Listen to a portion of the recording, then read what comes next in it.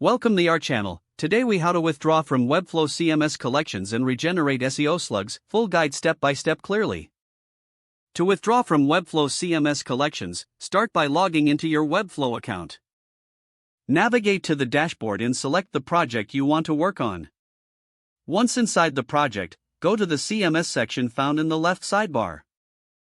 Click on the specific collection you wish to withdraw from. In the collection settings, locate the Settings tab at the top. Scroll down to find the option labeled Delete Collection. Ensure you understand that this action is irreversible. Click the Delete Collection button and confirm your choice. Next, let's regenerate SEO slugs for your collections. Go back to the CMS section once again. This time, select the collections you need to update. In the collection settings, navigate to the SEO tab. Look for the slug field that corresponds to your collection items. Click on each item's slug to edit it as needed. Make the changes that best reflect your content for improved SEO. After editing, ensure you save your changes. Repeat this process for all items within the collection if necessary. Once you've updated all slugs, head back to the main dashboard. Publish your site to apply all changes live. Review your pages to ensure the changes reflect correctly. Using these steps, you can withdraw from Webflow CMS collections and regenerate SEO slugs effectively.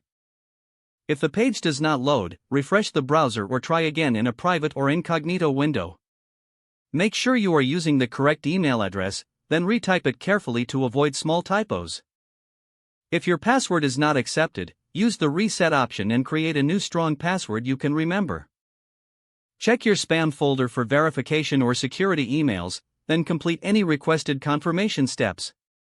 Enable two-factor authentication if available to improve account security and reduce unauthorized access risk. After signing in, review your profile details so your contact information and settings are accurate and current. If you see an error message, note it down and try again after restarting your device and internet connection. Log out when you finish, especially on shared devices, to keep your account and payment information secure. Don't forget to like this video and subscribe to our channel for more step-by-step tech guides.